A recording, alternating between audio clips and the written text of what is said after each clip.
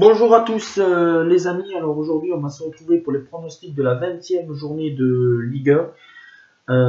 Lors de la 18e journée, j'avais eu 6 bons pronostics sur 10.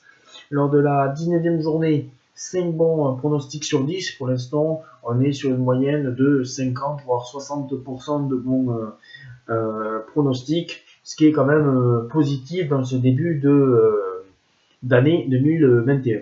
D'autant plus que pour le trophée des champions, j'ai eu le bon score de 2 buts à 1, où Marseille a bien joué, mais au final, c'est le Paris Saint-Germain qui s'est imposé. Et j'avais vu le score de 2-1, j'avais bien vu le bon pronostic.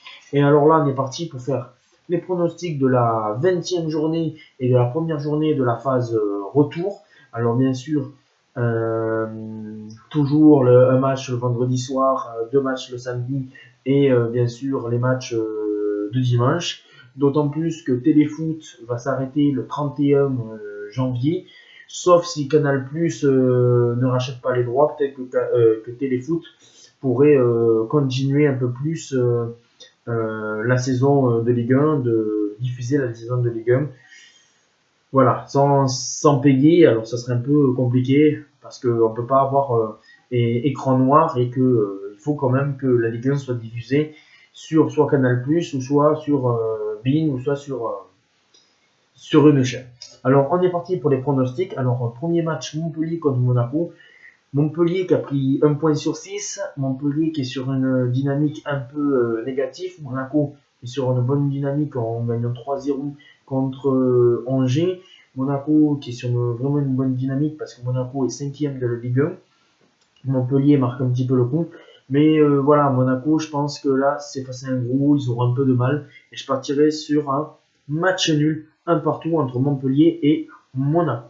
Et après, nous avons un Marseille-Nîmes. Voilà, après, comme je le répète, Nîmes pour moi est en Ligue 2. Je vois pas comment c'est possible. Et je verrai Marseille quand même gagner, et peut-être avec la manière, 3-0 pour Marseille contre Nîmes. Puis après, nous avons Angers et le Paris Saint-Germain. Alors, un PSG que j'ai toujours pas trouvé terrible, même s'ils ont gagné le trophée des champions. Angers qui est quand même assez solide à domicile.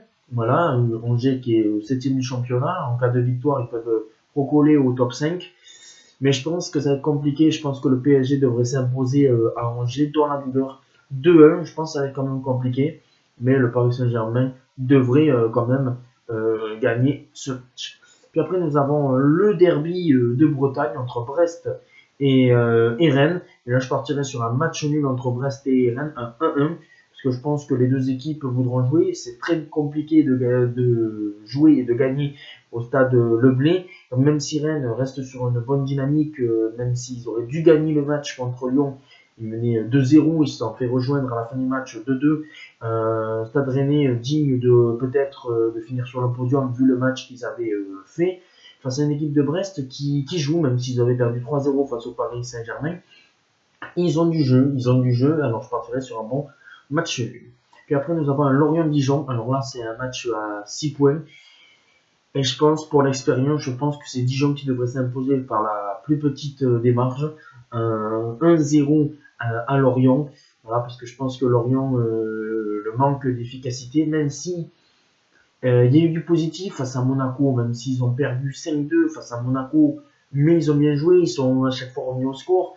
Face à Bordeaux, ils sont revenus, mais c'est un peu faible en défense. Et en attaque, bon voilà, c'est peu en attaque.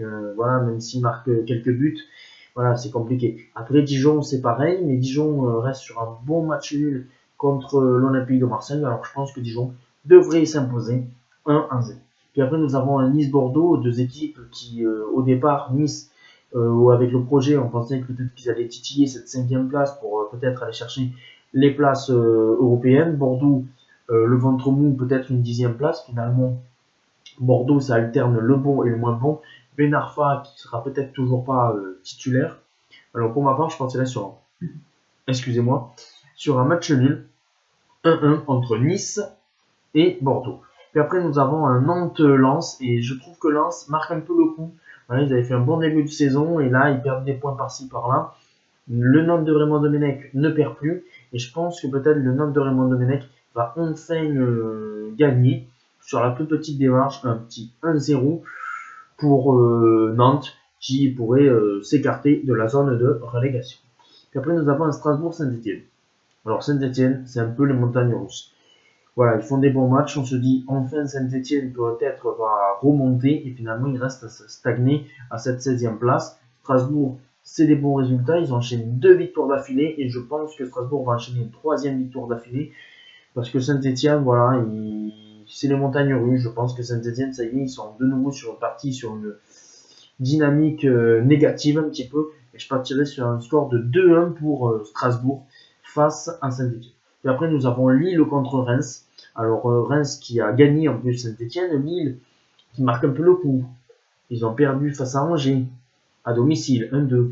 Ils gagnent poussivement face à Nîmes que 1-0. C'est une équipe de Reims qui revient bien petit à petit. Et je pense que là, il peut y avoir encore un couac pour les Lillois et ça peut se finir en match nul et un partout entre Lille et Reims. Et puis le match du dimanche soir entre Lyon et Metz, là je partirai sur une victoire de Lyon 2-0 contre Metz, même si Metz joue bien, je pense que Lyon a les moyens de conserver sa place de leader au championnat. Ciao les amis, on se retrouve très vite pour d'autres vidéos. Pronos.